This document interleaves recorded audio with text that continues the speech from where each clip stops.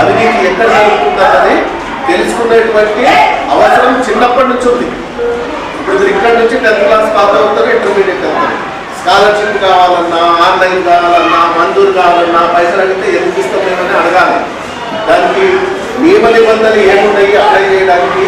కులం సర్టిఫికేటా, లేకపోతే స్టడీ సర్టిఫికేటా, ఎన్ని దినాలు వచ్చిందా, అన్ని సర్టిఫికేట్లు పెట్టినాక ఎందుకు అడుగుతున్నారు మీరు పైసలు మాకు అని ఎదురు తెచ్చి అడగాలి. అవినీతిని మీరు నిరోధించుకుంటే రేపటికి మీ భవిష్యత్తు మంచి బంగారం లాగా, అంటే మంచి ఉంటుంది.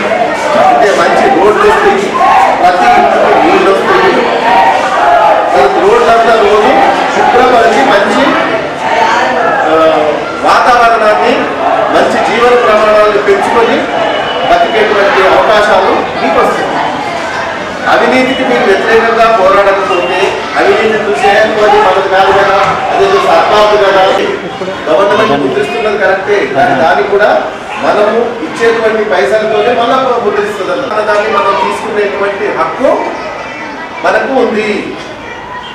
అది తెలుసుకోవాలి. మనం అందరం కూడా తెలుసుకొని ఈ అవినీతికి చిన్న ఈ ప్రాజెక్టులన్నీ నాశనకంగా ఎదుర్కొంటున్నాయి, ఈ తెలంగాణ తొందరగా ఎందుకు పడిపోతున్నాయి, మన దగ్గర కూడా ఏమైనా జరుగుతున్నదా, ఇప్పటి నుంచి జాగ్రత్తగా చూసుకొని మంచిగా మీరు బంగారు భవిష్యత్తును మీరు నిర్మించుకుంటారని చెప్పేసి నేను ఆశిస్తూ ఈ యాంటీ కరప్షన్ డేని మన స్కూల్లో జరుపుకోవడము, వీళ్ళందరూ దీని గురించి తెలుసుకోవడము, తర్వాత హ్యూమన్ రైట్స్ సొసైటీ నుంచి వీళ్ళు వచ్చి మనకు కండక్ట్ చేసి మీకు మంచి సమాచారాన్ని ఇచ్చినందుకు ఈ కమిటీ మన ధర్మేందర్ గారికి, వారి కమిటీ యొక్క సభ్యులందరికీ కూడా మేము మా పాఠశాల నుంచి ధన్యవాదాలు తెలుపుతున్నాం.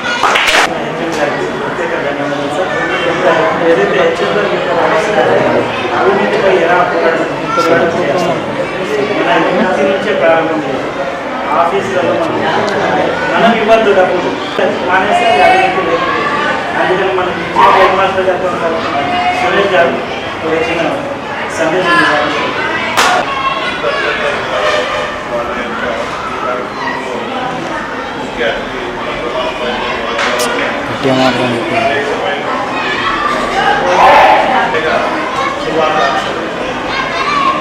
అయితే మరి మానవ హక్కులు ఏముంటాయి దాంట్లో ఎక్కువ నేను చెప్పను, కానీ ఎందుకంటే మన టైం కూడా అవుతుంది. ఇది ప్రజాస్వామ్య దేశం. ఈ ప్రజాస్వామ్య దేశంలో ముందు అన్నిటికన్నా స్వేచ్ఛగా మాట్లాడే హక్కున్న దేశం భారతదేశంలో. ప్రపంచంలో ఏ దేశంలో లేనంత స్వేచ్ఛ హక్కు ఉన్న దేశం ఏదైతే భారతదేశం.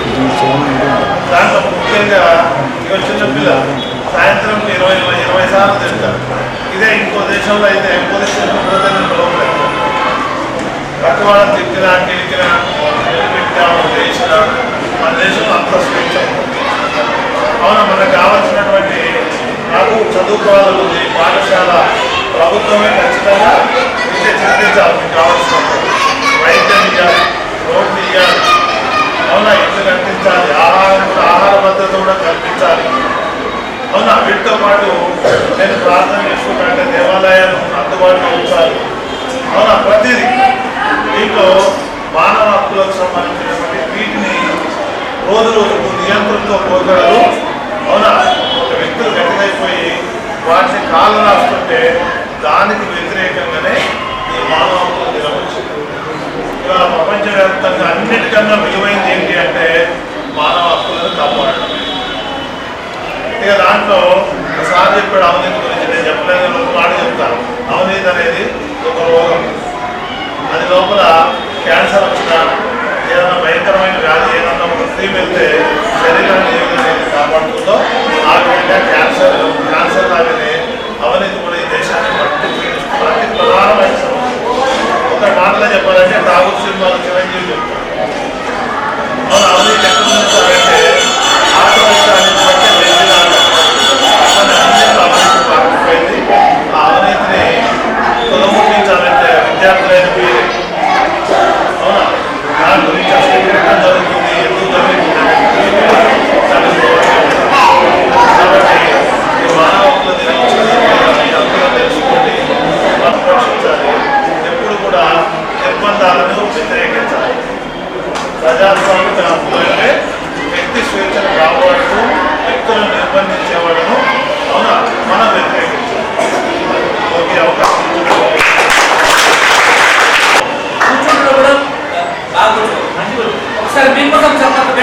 మీకోసం.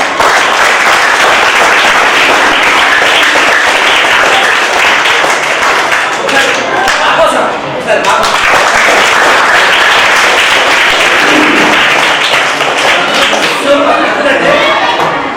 ఏం లేదు, చప్పట్లు కొడితే చప్పట్లు కొడితే ఆటోమేటిక్గా మీరు ఎప్పుడైనా గమనించండి అమ్మా, అబ్బాయిలు కూడా చప్పట్లు కొడితే ఆటోమేటిక్గా మీ ముఖంలో గ్లో వస్తుంది, నవ్వు వస్తుంది. చూడండి, మీరు కొట్టి చూడండి, వాస్తవం కదా.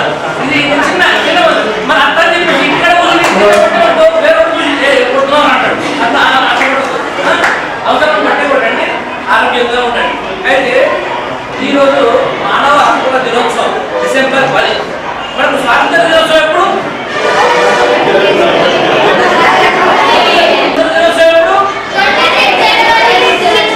అక్కడే దినోత్సవం ఎప్పుడు దినోత్సవం? మానవ హక్కుల దినోత్సవం, హ్యూమన్ రైట్స్, మానవ హక్కులు. ఇది మన రాజ్యాంగంలో ఆర్టికల్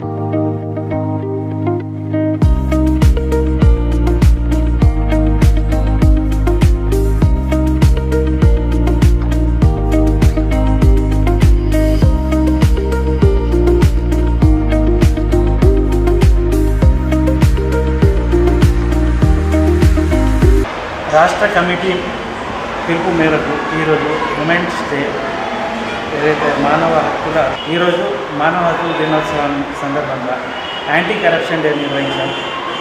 ఆ విషయంలో మనం శంకర్ భవన్ పాఠశాలలో అవగాహన సదస్సు నిర్వహించాం. ఈ సందర్భంగా హెడ్ మాస్టర్ గారు మనకు పర్మిషన్ ఇవ్వడం, ఇందులో మనం జరుపుకోవడం ఎంతో ఆనందదాయకమైంది. యాంటీ కరప్షన్ అంటే మనం చిన్ననాటి నుంచి మొక్క ఉన్నప్పుడే దాన్ని తుంచేయాలి.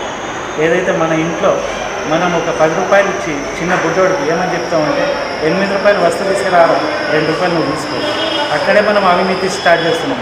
ఇవాళ ఆఫీసర్లకు ఎందుకు అలవాటు కాదు, అది అక్కడ మనం మానేసేయాలి. అయితే ఒక చిన్న కథ ఉంది. ఏంటంటే చిన్నప్పుడు బాబు ఒక దొంగలించేస్తాడు ఒక చిన్న వస్తువు. అయితే మమ్మీ అంటే అబ్బా నా కొడుకు ఎంత మంచిగా చేసాడు. ఇంకోసారి తెస్తాడు, అబ్బా నా కొడుకు బంగారం అంటుంది. ఇంకోసారి తెస్తాడు, నా కొడుకు వజ్రం అంటుంది. అది కొన్ని సంవత్సరాల తర్వాత తనకు జైలు అవుతుంది. జైలు అయిన తర్వాత ఉరి శిక్ష పడితే అతను ఏమని చెప్తాడంటే నాకు చివరి కోరిక ఒకటి ఉంది సార్, నా అమ్మకు చూడాలని. అబ్బా అమ్మ మీద అంత ప్రేమ ఉందా దొంగకు అని అనుకుంటాడు. ఆయన దొంగకు కూడా మమత ఉందని అనుకుంటాను. కానీ ఆ మమత కాదు, ఆయనకు ఒక ద్వేషం.